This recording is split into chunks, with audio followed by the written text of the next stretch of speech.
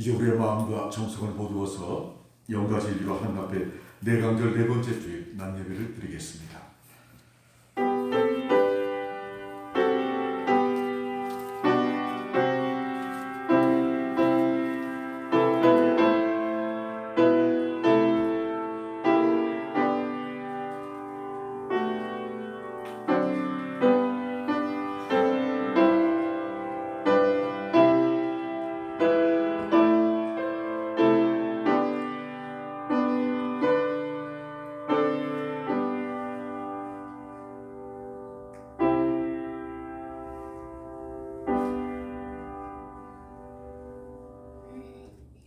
주 여호와의 영이 내게 내리셨으니 이는 여호와께서 내게 기름을 부으사 가난한 자에게 아름다운 소식을 전하게 하려 하심이라. 나를 보내사 마음이 상한 자를 고치며 포로된 자에게 자유를, 갇힌 자에게 노임을 선포하며 여호와의 은혜의 해와 우리 하나님의 보복의 날을 선포하며 모든 슬픈 자를 위로하되 아멘. 거룩하시고 사랑과 은혜가 풍성하신 아버지 하나님, 주님의 크신 은혜와 사랑을 감사드리며 온 마음을 다하여 영광을 돌리며 찬양을 드리나이다. 대강절 네 번째 주를 맞이했습니다. 그동안 준비한다고 했지만 부족한 것밖에 생각이 안 납니다. 우리의 허물을 용서해 주옵소서. 그리고 다음 주일이 성탄절인데 정말 주님을 사랑하는 마음으로 설레는 마음으로 기다리며 한 주간의 대강절을 의미 있게 보낼 수 있도록 도와주시옵소서. 오늘 이 시간 마음과 정성을 다하여 영과 진리로 경배드리니 하나님께 무한한 영광이 되게 도와주옵소서. 여기 모인 주의 백성들에게 은혜를 내려 주옵소서. 시종을 성령께서 인도해 주셨기를 간절히 바라와서 예수님의 이름으로 기원하옵나이다. 아멘. 영광성 9장 부르시겠습니다.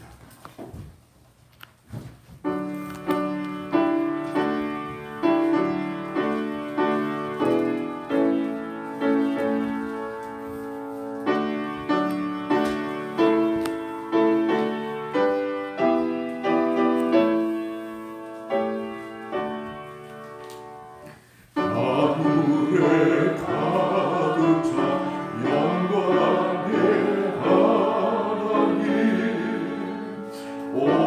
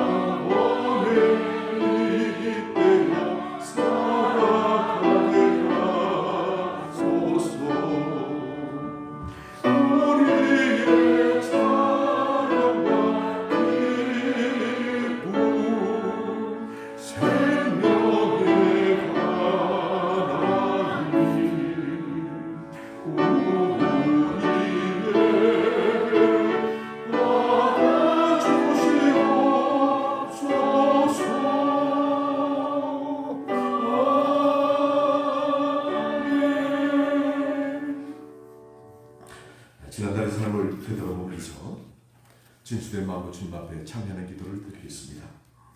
우리는 마지막 대강절입니다. 그동안 주님의 오심을 얼마나 준비했는지 돌아보면서 부족했다면 주님 앞에 참여하십시다. 그리고 우리의 마음이 지금 온통 주님으로 가득 차 있는지도 돌아보십시다. 이 땅에 오신 주님께 정말 감사하고 감사로 기다리고 있는지, 그분께 영광을 얼마나 돌리며 살았는지, 또 영광을 돌리고 하는지, 주님을 온 세상에 전하려는 다짐 우리에게 있는지 돌아보면서 참여하는 기도를 드리겠습니다.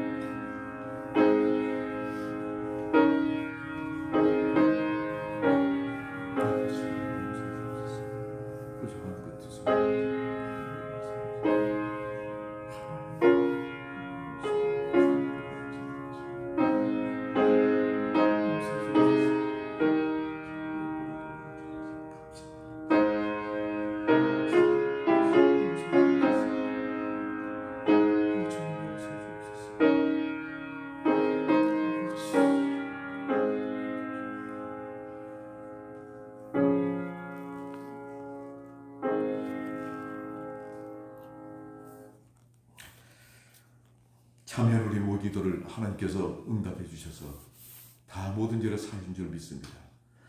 정결한 마음으로 하나님께 오늘도 예배를 드리고 남은 생에도 그렇게 살아가는 우리 모두이시기를 바랍니다. 이제 한 목소리로 진실된 마음으로 사도신경으로 우리의 신앙을 고백하겠습니다. 나는 전능하신 아버지 하나님 천지의 창조주를 믿습니다. 나는 그의 유일하신 아들 우리 주 예수 그리스도를 믿습니다.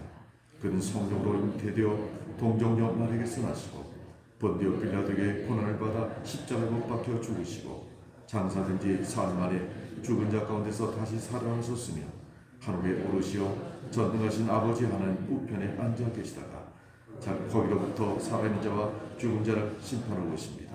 나는 성령을 믿으며 거룩한 공교회와 성도의 교제와 죄를 용서하는 것과 몸의 부활과 영생을 믿습니다. 아멘. 교동문 118번 부주광님 4번입니다.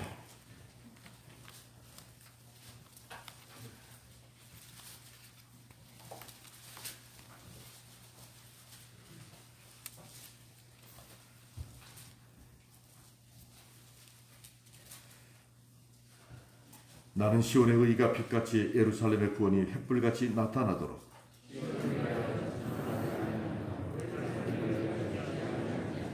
이방 나라들이 내 공의를 묻왕이 다 내 영광을 볼 것이요 너는 또 여호와의 손이 아름다운 관 내 하나님의 손의 왕관이 될 것이라.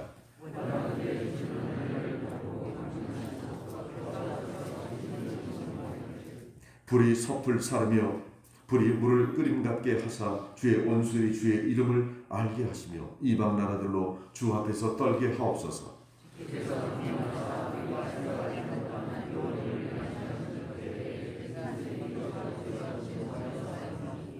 주 외에는 자기를 앙망하는 자를 위하여 이런 일을 행한 신을 옛부터 들은 자도 없고 귀로 들은 자도 없고 눈으로 본 자도 없었나이다. 아멘.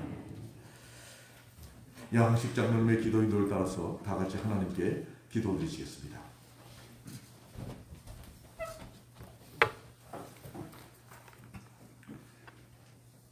창조의 주되신 주님을 찬양하고 경배합니다. 사람의 형상으로 말구유에 오시고 십자가에 참혹하게 달려 극강의 겸손을 보여주신 주님을 찬양합니다.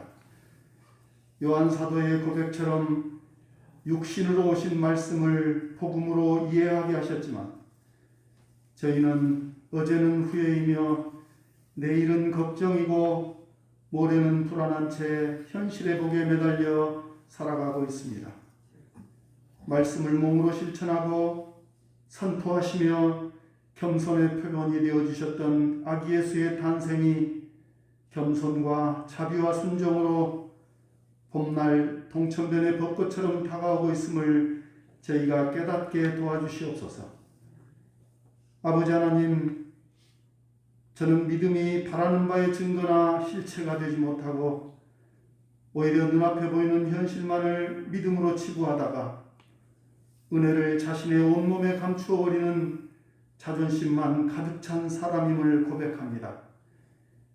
인간의 죄 중의 절반은 부족한 자존심 탓이고 나머지 절반은 지나친 자존심으로부터임을 알면서도 끝내 세상의 모든 현상을 자신에게 이롭게 해석하고 합리화하며 살아가는 세상 사람들보다 1cm도 나을 것 없는 믿음의 사람임을 용서하여 주시옵소서.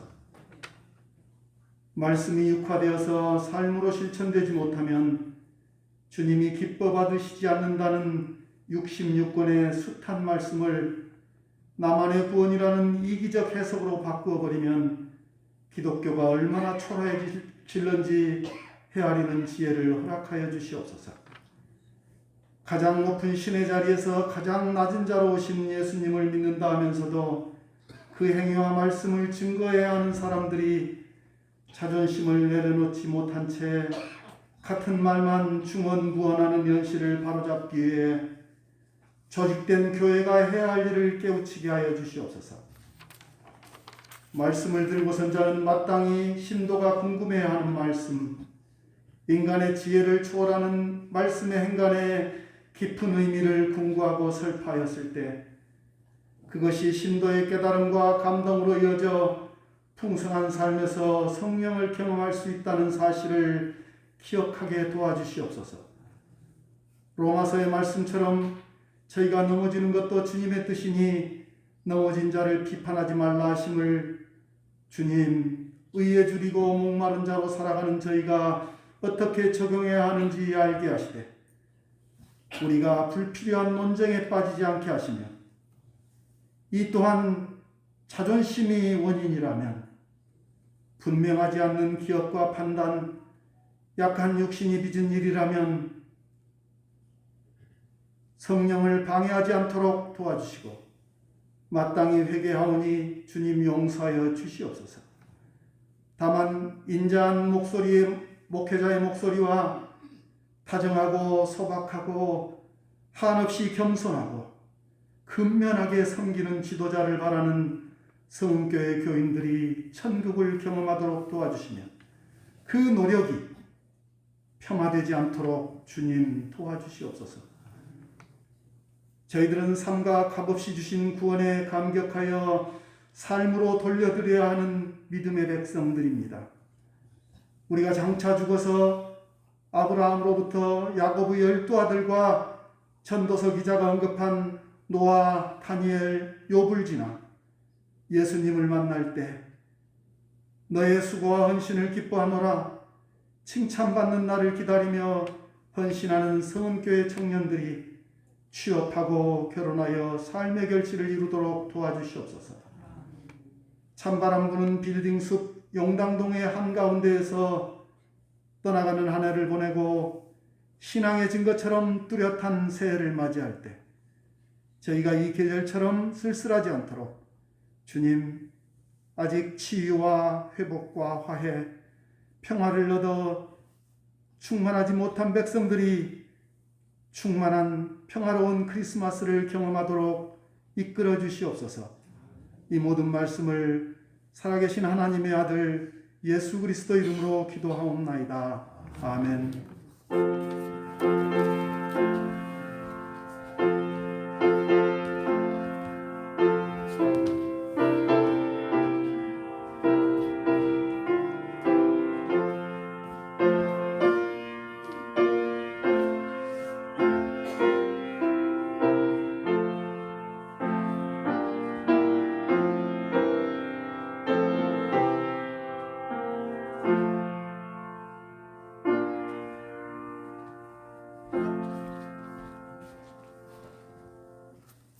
오늘 하나님께서 우리에게 주신 말씀은 누가복음 7장 18절로 23절까지 말씀입니다.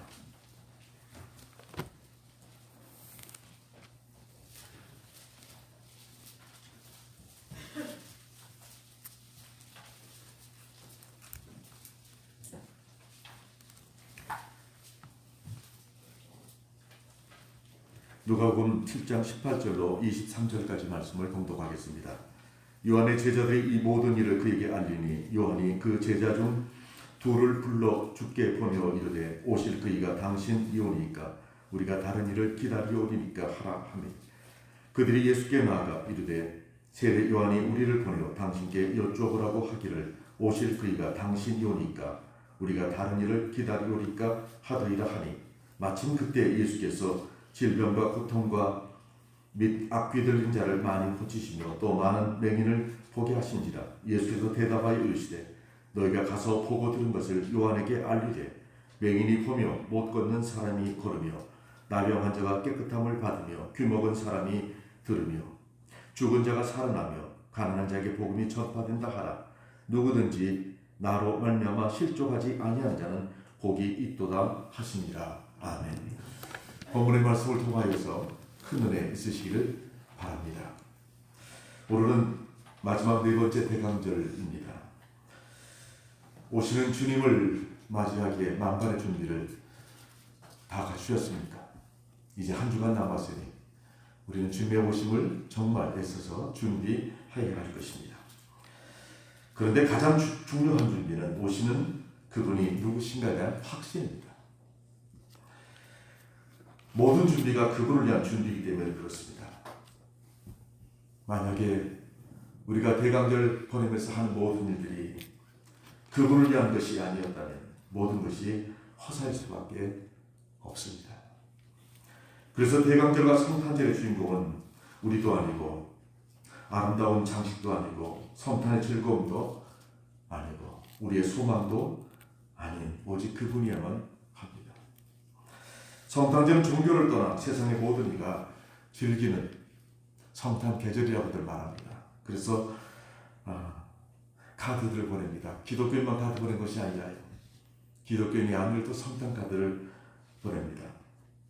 성탄 트리를 사람들은 만듭니다. 시마다 대형 트리를 만듭니다. 백화점마다 대형 트리를 만듭니다.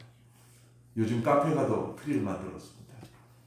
안 믿는 사람들 그런 분위기 속에 집에다가 주님을 믿지 않는데도 아니 다른 종교를 가지고 있음에도 불구하고 성탄 트리를 갖다 놓습니다.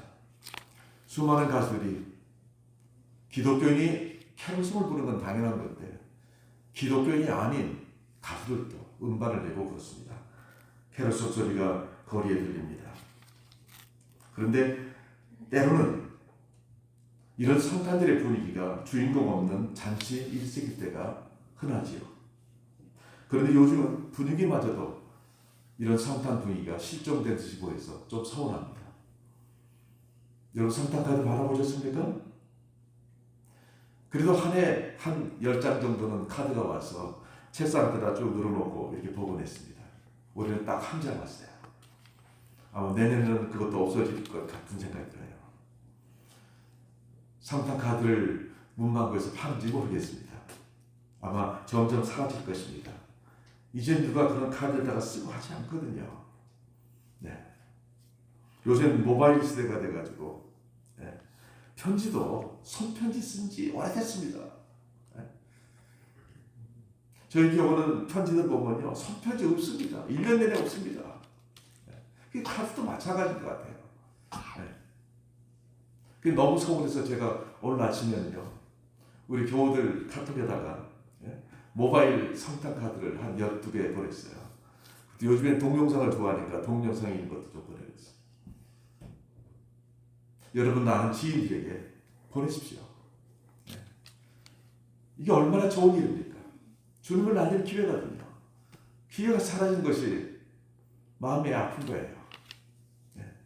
캐롤송도 들려지지가 않습니다. 정말 서운합니다. 캐롤송 여러분 많이 듣고 부르십시오.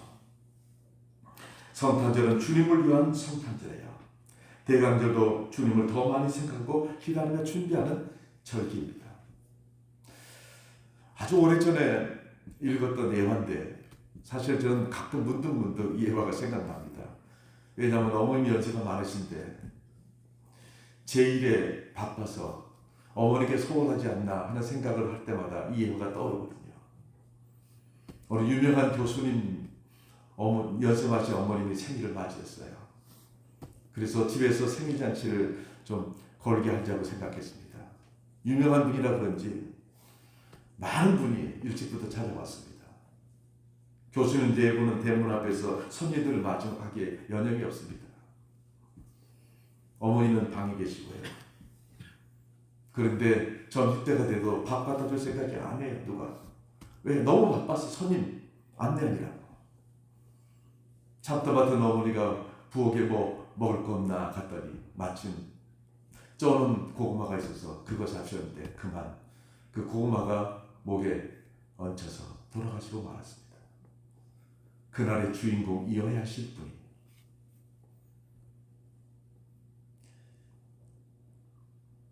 가장 소외를 당하시고 고독하게 죽으셨습니다. 그날의 주인공이 누구였습니까 대체? 어머니였습니까? 아들내였습니까? 아니면 손님들이었습니까? 아니면 대접하는 일이었습니까? 주객이 전도되는 이런 모습을 우리는 가끔 겪기도 합니다. 어쩌면 세상이 보내는 성탄절 분위기도 그런지도 모르겠습니다. 그러나 적어도 그리스도인 우리는 그렇게 돼서는 안 되지 않습니까? 그래서 오늘은 오시는 당신은 누구십니까를 좀 더 진지하게 여쭙고 확신을 갖고자 합니다. 우리가 알다시피 이 물음은 오늘 본문에 나왔듯이 주님을 메시아로 확신 있게 증거했던 세례요한이 제자들을 시켜서 주님께 물어본 질문입니다. 세례요한이 누굽니까? 오시는 주님을 메시아로 증거한 사명을 갖고 이 땅에 태어난 분 아닙니까? 우린 지난주에 메시아의 오심을 준비하는 세례요한의 외침도 우리 들었습니다. 메시아를 맞이하기 위해서는 회개하시오. 우리를 정결하게 해야 됩니다. 깨끗하게 준비해야 됩니다. 세속의 일을 좀 절제하고 영성을 회복해 보십시오. 회개에 합당한 삶도 살아야 합니다. 그리고 경호의 주님을 기다리십시다. 우리 지난주에 들었지 않습니까? 그런 요한이 그만 옥에 갇히고 말았습니다. 당시에 왕이던 헤롯이 부정을 저질렀는데 아무도 말하지 않습니다. 권력 앞에 움츠린 것입니다. 그때 정의를 외쳤던 세례 요한이 당신 왕이지만 잘못된 것이라고 얘기했습니다. 그 말 한마디에 옥에 갇히고 말았습니다. 제자들이 그 요한에게 이 모든 일을 전했다고 18절에 나오는데 그 모든 일은 무슨 주님에 대한 소문이었습니다. 밖에서 들려지는 주님에 대한 굉장한 소문을 옥에 계신 스승에게 전한 것입니다. 그 소문이 뭘까? 오늘 본문 바로 앞에 있는 이야기입니다. 백부장의 하인이 치유받았습니다. 어떻게 해요? 예수님이요. 무슨 약을 지어준 것도 아니고 기도를 해준 것도 아니고 손을 얹은 것도 아니고 그 병에게 명령했어요. 네. 아마 하인의 병이 떠나갈지 모르겠습니다. 그런데 병에게 명령했는데 그 병이 순종하여 사라졌습니다. 이게 말이나 되는 일입니까? 그 소문은 정말 여기저기 많이 퍼졌을 것입니다. 뿐만 아닙니다. 그 다음 얘기 보니까 나인성으로 가셨는데 나인성의 과부의 아들이 죽어서 지금 장례 치른 중입니다. 관 속에 시신이 있습니다. 그런데 주님이 운관 관을 세우고 관 위에 손을 얹고 청년아 일어나랬더니 아니 청년이 살아난 거예요. 말도 했다고 얘기합니다. 살아났으니까 당연히 말하겠지요. 기절초풍할 얘기입니다. 듣도 보던 얘기입니다. 이 신기한 얘기를 사람들의 입에만 담고 있겠습니까? 입에서 입으로 퍼져나갔습니다. 그러면서 심히 두려운 마음도 가졌습니다. 하나님께 영광도 돌려줬습니다. 하나님 우리에게 큰 선지자를 보냈다고도 말했습니다. 사실 말라기 선지자 이후에 400년 만에 그들은 이분이 선지자가 아닐까 하는 생각을 갖게 된 것입니다. 680년 전 이스라엘이 아수르 제국에 망했습니다. 600여 년 전에 유다는 바벨론에 멸망했습니다. 그리고 정말 긴 세월 동안 이스라엘은 독립된 나라가 아니라 외세의 억압 속에서 살아야만 했습니다. 장장 600년 넘게 말입니다. 바벨론과 페르시아와 헬라와 로마 제국까지요. 그들이 늘 언제나 간절히 소망한 게 뭐였겠습니까? 그들 힘으로는 독립할 수 없었습니다. 하나님 우리를 돌보아 주십시오. 그런데 사람이 하지 못할 굉장한 능력을 계신 분의 이야기가 여기저기 들려지자 사람들은 하나님이 우리를 돌보신 건 아닌가, 그런 희망을 갖게 됐습니다.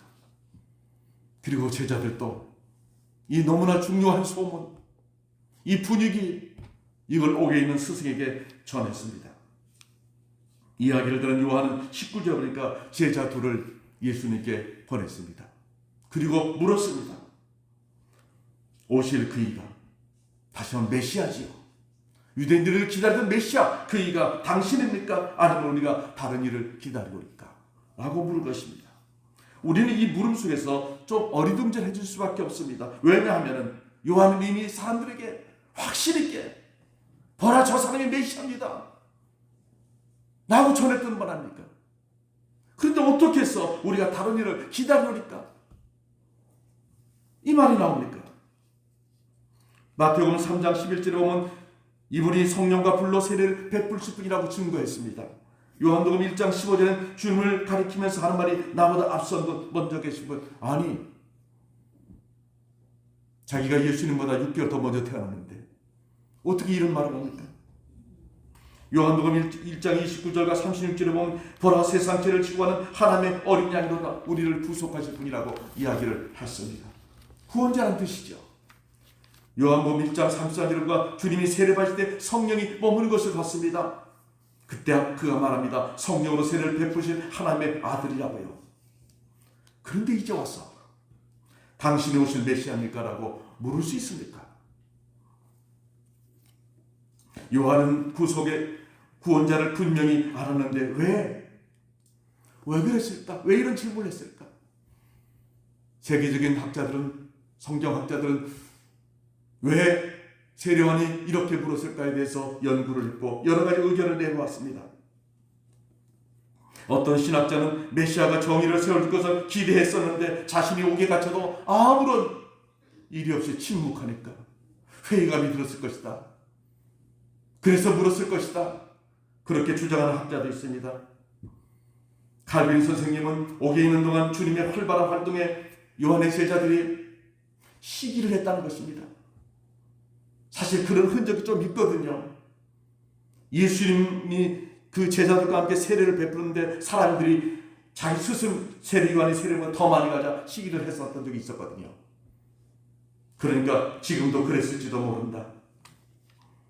그래서 요한은 직접 제자들로 하여금 메시아를 만나게 하여 확신시킬 필요가 있었다고 판단되어 그렇게 하지 않았을까? 칼빈 선생님은 그렇게 해석했습니다. 저도 제 나름대로 생각합니다. 의심으로 제자를 보냈다기보다는 죽음 앞에서 메시아를 재확인하고자 하지 않았을까? 저는 그렇게 생각합니다. 그렇다면 지금 우리가 주님을 메시아 구원자 나의 구주로 분명 고백합니다만 성탄절을 기다리면서 다시 한번 주님이 누구신가를 재확인할 필요가 있다는 것이에요. 지식적인 나눔을 넘어 누가 뭐래도 나의 구원자이십니다. 자나깨나 주님밖엔 제게 없습니다. 주 없인 저는 살 수 없습니다. 주님은 나의 모든 것의 소망이시며 나의 기쁨이십니다. 이렇게 분명하게 확신하고 고백해야 되지 않겠습니까? 주님이 누구신가를 분명히 확신함으로 주인공이 희미해져 버린 성탄절이 되지 않게 해야 합니다. 또 주님께 대한 더 깊은 확신으로, 더 견고한 믿음으로 우리는 무장해야 됩니다. 그래야만 더 의미 깊은 정성의 기다림과 감격의 성탄절을 우리는 맞이할 수 있을 것입니다. 우리 모두 그러시길 바랍니다. 이제 주님이 누구신가를 생각해 봅니다. 첫째로 주님은 세례요한의 증거대로 하나님이 약속하셨고 보내신 메시아가 분명합니다.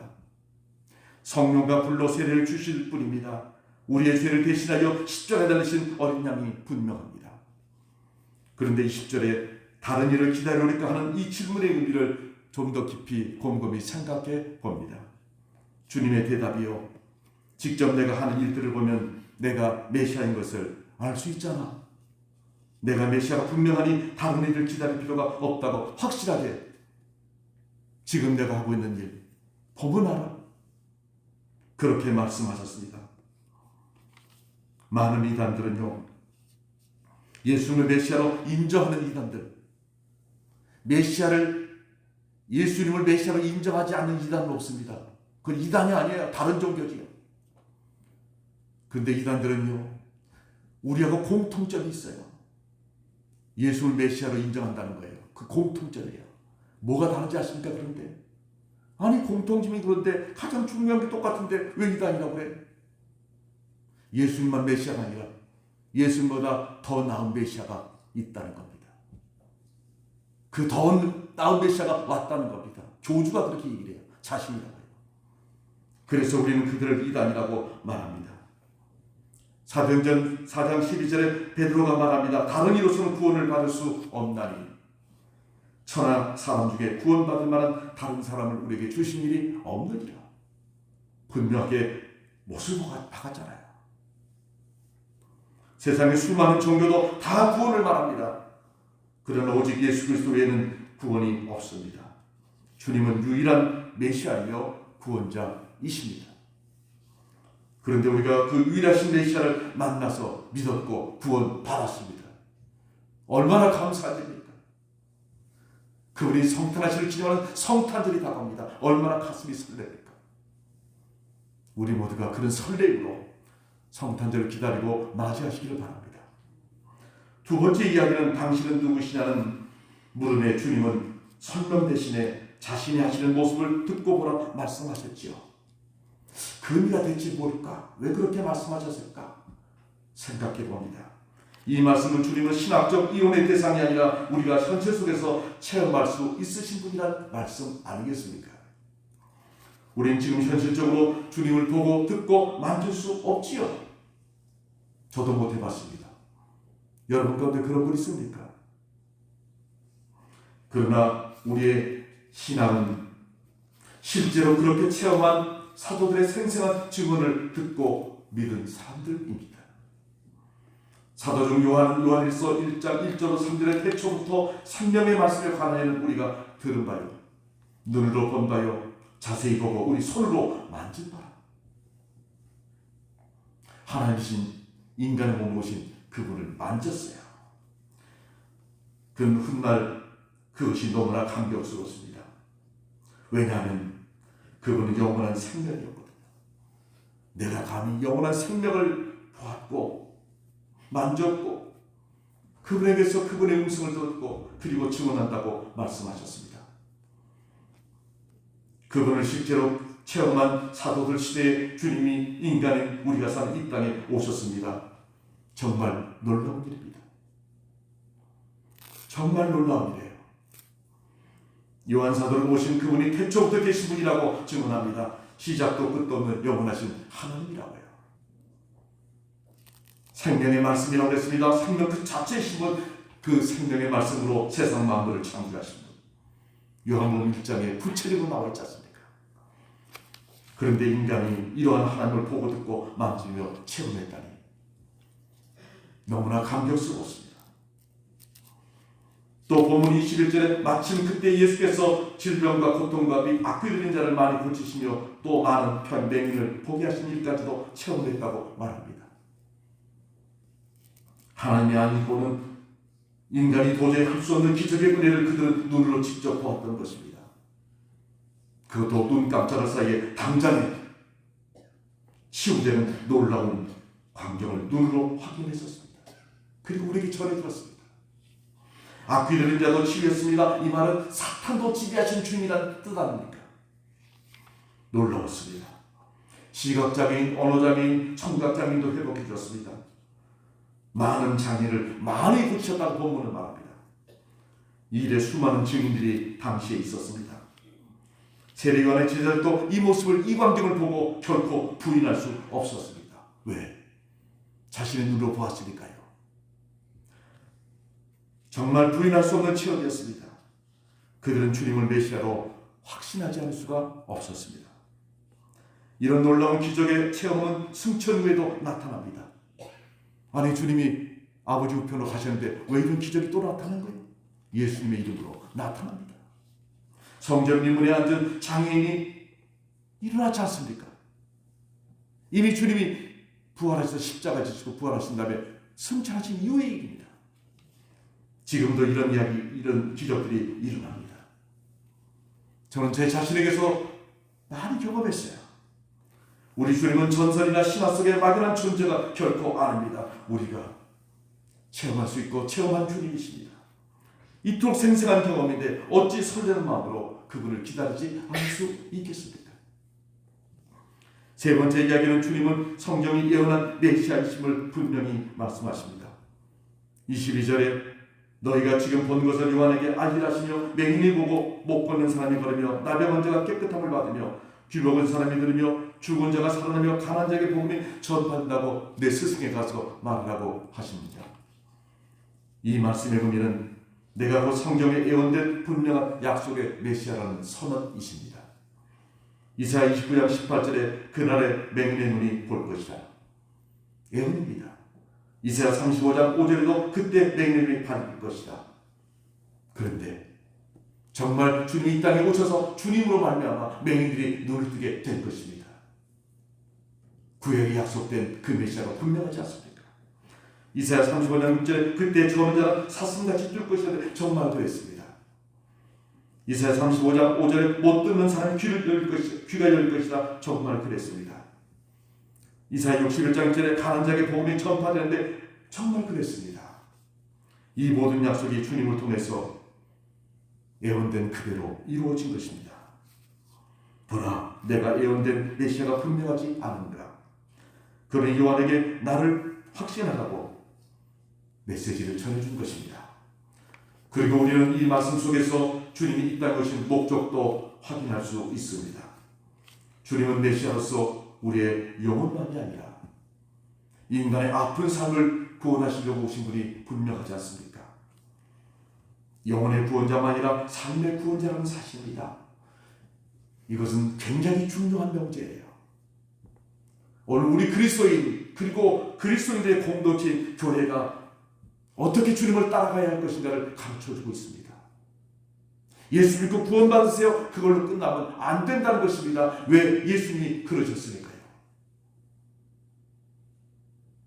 예수 믿고 구원받는 것 영혼 구원만이 아니라 정말 힘들고 어려운 고단한 삶을 우리는 외면하지 말아야 되고 다가가야 되고 보듬어줘야 되고 해결해줘야 되는 것입니다. 누가요? 예수님이 하셨기 때문에 예수를 믿는다고 하는 우리가 해야 되고 믿는 사람들이 모인 조직체인 공동체 교회가 해야 한다는 것입니다. 이게 교회의 중요한 사명인 것을 우리는 알게 됩니다.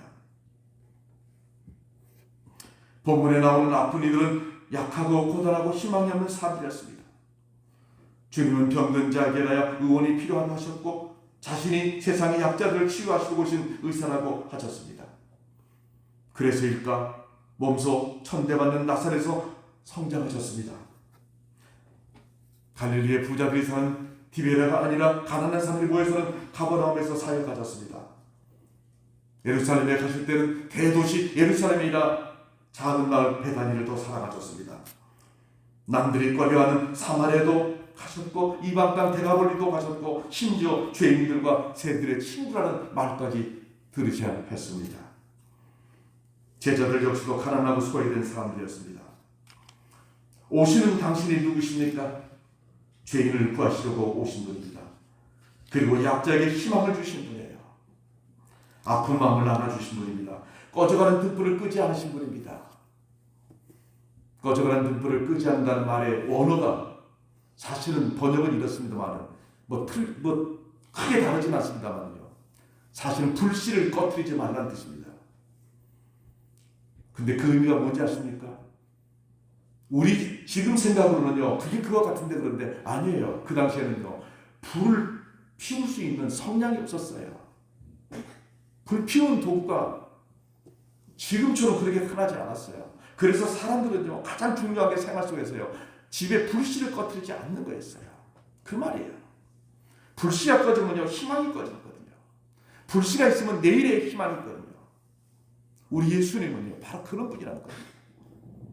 희망을 꺼뜨리지 않는 분이라고 말씀하신 것입니다.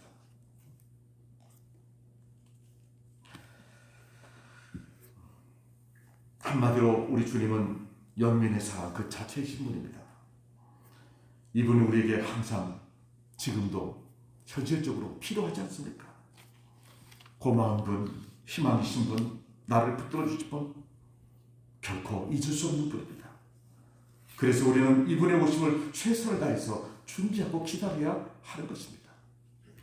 네 번째 이야기는 모든 사람을 둘로 나누시는 분입니다. 23절에 누군지 나로 말미암아 실족하지 아니한 자는 이란 말이 나옵니다. 구원받은 자입니다.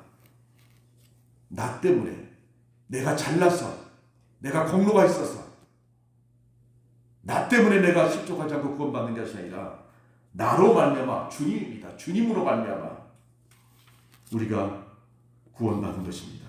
누구든지라고 말합니다. 부족투성인데 우리를 구원해 주셨습니다. 우리 모두가 다 마찬가지입니다. 그런데 실족하지 아니하는 자는 말 속에는 실족한 자가 있다는 말을 전제하고 있습니다. 그래서 이사야 8장 14절 15절에 보니까 메시아로 인해서 어떤 이는 구원받지만 어떤 이는 걸려 넘어진다고 말합니다. 믿는 자와 믿지 않은 자로 구분됩니다. 하나님의 자녀와 사탄의 종이 구분됩니다. 천국과 지옥이 구분되고 안국과 쭉정이가 구분되고 들림받은 자와 버림받은 자가 구분되고 예수님의 십자가 좌우편의 강도가 구분되고 염소와 양이 구분됩니다. 그런데 우리는 확실히 구원받은 사람들 아닙니까? 그러니 주님께 정말 감사해야 되고 주님을 사랑해야 되고 주님의 성탄을, 주님의 재림을 기다려야만 하는 것입니다. 마지막으로 주님은 우리에게 복을 주신 분이에요. 23절에 복이 있다고 하셨거든요. 우리 성경에서 주님이 우리에게 주신 수많은 복들을 기록하고 있습니다. 요한복음 10장 28절에는 영생을 주신다고 하셨지요. 누가복음 5장 1절에는 죄사함을 준다고 했습니다. 누가복음 19장 9절에는 삭개의 집에 들어가 그에게 하신 말씀입니다. 구원이 이 집에 이르렀다고요. 마태복음 5장에 팔복을 주셨고 그 중에 천국이 들어있습니다. 요한복음 7장 38절에 생수의 강이 넘치라 했습니다. 끊임없이 흘러내어 주시는 복입니다. 정말 주님이 우리에게 주신 복은 하나가 아닙니다. 넘부채 오는 복입니다. 그러니 이분을 우리는 사랑하지 않을 수 없습니다. 정말 깊이 사모하며 성탄과 재림을 기다린 우리였음을 합니다. 사랑하는 성도들이여 보십시오. 오시는 당신은 누구십니까? 메시아이신 우리 주님, 이보다 더 좋은 분 없습니다. 최고의 분입니다. 이분을 기다리고 맞이하면 이보다 더 좋을 수 없는 일입니다. 최고의 행사입니다. 그러니 간절함으로 이분을 기다리며 준비하고 세상에 증거하는 우리 모두가 되시기를 주님의 이름으로 축복합니다. 하나님, 어느새 대강절이 네 번째 주일을 맞이했습니다. 이제 다음 주면은 주님이 이 땅에 성탄하시는데, 오 주님, 무엇을 얼마나 준비했을까 생각해보니 부족한 것 투성입니다. 우리의 허물을 용서해 주시옵소서. 그러나 우리 주님이 메시아로 이 땅에서 우리를 구원해 주신 것을 저희들이 알아이다. 확실하게 고백하나이다. 그러니 주님의 오심이 얼마나 우리에게 귀한지를 알아이다. 성탄절까지 한 주간 동안 설레는 마음으로 주님을 기다리며 잘 준비하게 하시고 성탄절을 정말 의미 있고 아름다운 성탄절로 보낼 수 있는 저희들 되게 도와주옵소서. 오시는 주님이 당신이십니까? 누구십니까? 물었던 세례원의 질문을 곰곰이 곱씹어 오면서 주님에 대한 확실한 신앙을 고백하게 하시고 그리고 세상에 널리 증거하는 우리 모두가 되게 하여 주옵소서. 예수님의 이름으로 기도 올려옵나이다. 아멘.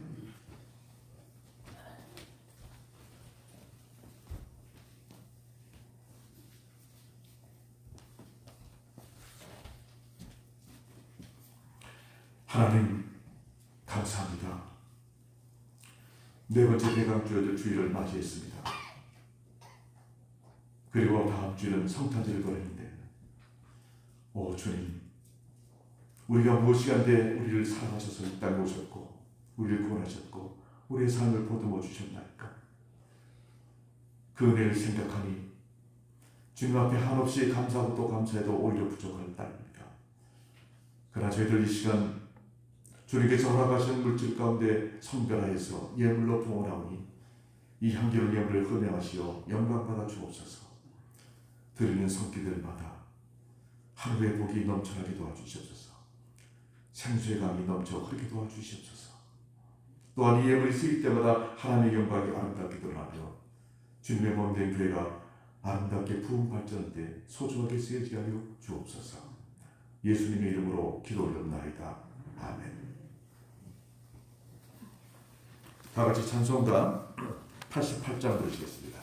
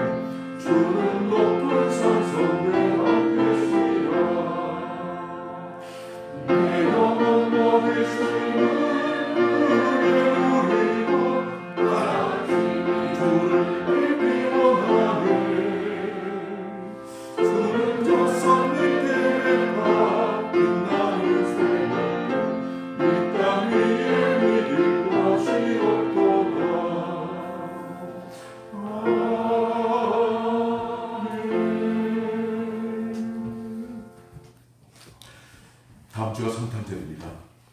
오시는 주님은 누구십니까? 한 주간 동안 곰곰이 생각하시면서 주님을 정말 확실하게 아름답게 고백하고 기쁜 성탄절을 맞이하는 우리 모두가 되시기를 바랍니다. 지금은 우리 구주 예수 그리스도의 은혜와 하나님 아버지의 극진하신 사랑하심과 성령님의 감동과 교제하심이 마지막 대강절을 맞이하여 이 땅에 오신 성탄하신 주님이 누구실까를 생각하며 하나님께 늘 감사드리고 주님께 영광을 드리고 세상의 놀라운 소식을 증거하며 의미있게 성탄절을 맞이하고자 하는 주의 백성들을 위해 이제부터 영원토록 함께 하시기를 간절히 축원하옵나이다. 아멘.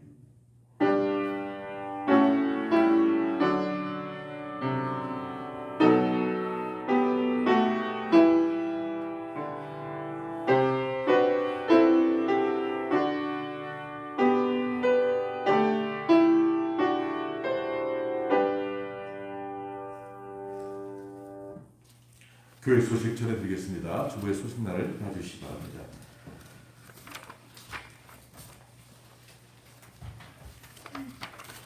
처음 나오신 분들을 진심으로 환영합니다. 오늘 대강절 네 번째 주일입니다.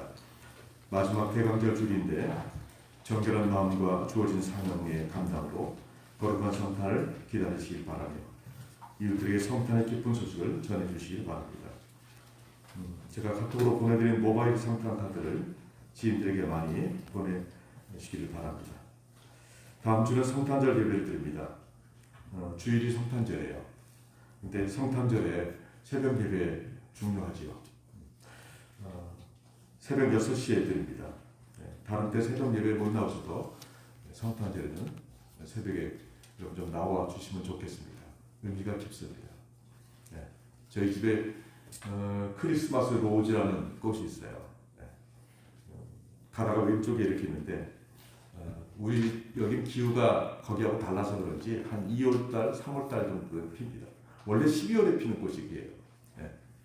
그래서 예수님이 탄생하신 날 새벽에 들에서 양을 치는 목동들이 천사들의 소식을 듣고 빈손으로 가자니 그렇잖아요. 목동들이요. 근데 보니까 들판에 꽃들이 펴 있었어요. 그래서 그 꽃을 꺾어서 예수님께 갖다 드렸대요. 그래서 예수님께, 아기 예수님께 드리는데 그 꽃이 고개를 숙였대요. 그래서 지금도 크리스마스 로즈를 보면 지어낸 얘기 같아요. 제가 보니까. 어쨌든 간에 크리스마스 로즈는 고개를 숙이고 있어요. 이렇게요. 우리가 새벽에 추운 겨울날 목동들이 예수님의 탄생을 축하하기 위해서 마음껏 달려갔듯이 우리는 교회에 와서 예배드리면 참 좋겠습니다. 코로나가 완전히 종식되어 모든 예배와 성례와 모임이 회복되고 전 세계 기독교인이 예배자로 돌아오며 믿는 자들이 많아져 부흥되기를 기도하십시오. 지금 코로나로 오랫동안 우리가 찬양대도 못 서고 찬양 예배도 못 드리고 성찬도 못 하고 그러지 않습니까? 속히 할 수 있도록 모든 회복될 수 있도록 기도하시기 바랍니다. 연약한 교우들과 성도들을 위해서 늘 기도해 주시기 바랍니다. 교회 성탄 장식이 미진한 부분인데 잘 마무리되도록 기도해 주시고 혹시 도움이 필요할 때는 도와주시길 바랍니다. 자, 우리 전후좌우로 바라보면서 인사하십니다. 주님을 기다리십시다.